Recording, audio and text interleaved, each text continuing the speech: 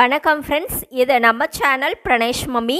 இன்றைக்கி நம்ம வீடியோவில் நம்ம எதை பற்றி பார்க்க போகிறோம் அப்படின்னா 7 மந்த்ஸ்லேருந்து எல்லா வயசு குழந்தைங்களுக்குமான ஒரு super healthy wait gaining baby food recipe தான் பார்க்க போகிறோம்.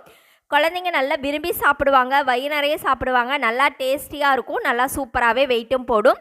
இந்த ரெசிபி எப்படி செய்கிறதுன்னு பார்க்குறதுக்கு முன்னாடி இந்த வீடியோக்கு ஒரு லைக் பண்ணிட்டீங்க அப்படின்னா உங்களை மாதிரி இன்னும் நிறைய மம்மிஸ்க்கு இந்த வீடியோ யூஸ்ஃபுல்லாக இருக்கும்.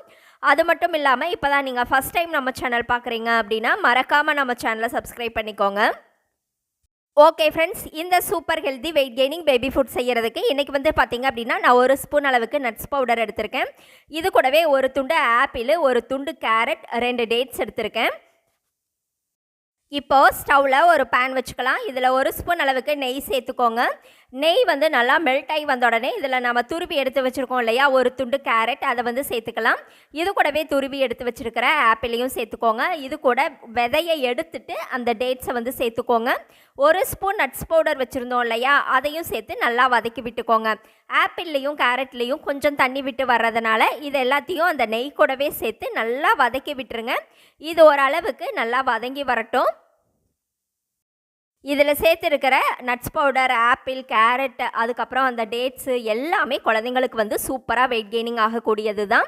இப்போ இது கூட பார்த்தீங்க அப்படின்னா ஒரு 2 ஸ்பூன் அளவுக்கு வெள்ளை ரவை சேர்த்துட்டு இதையும் அந்த நெய் கூடவே நல்லா வறுத்து விட்டுக்கிறேன். இப்போ இது எல்லாமே நல்லா வெந்து வர அளவுக்கு தண்ணி சேர்த்துட்டு நம்ம கவர் பண்ணி வச்சிடலாம்.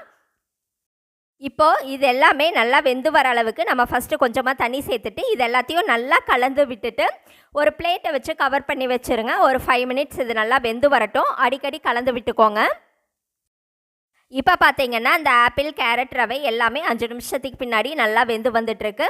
இப்போ ஒரு மேஷர் வச்சு இதை நல்லா மசிச்சு விட்டுறலாம். நல்லா ஃபைனாக மசிச்சுட்டு குழந்தைக்கு morning breakfast, lunch time, evening time, night டின்னர்னு சொல்லி நீங்கள் எப்போ வேணாலும் தாராளமாக கொடுக்கலாம். இந்த ரெசிபி உங்களுக்கு பிடிச்சிருந்தது அப்படின்னா மறக்காமல் நம்ம சேனலை சப்ஸ்கிரைப் பண்ணுங்கள், லைக் பண்ணுங்கள். அதே மாதிரி உங்களுடைய கருத்துக்களையும் கமெண்ட்டில் சொல்லுங்கள். Thank you friends.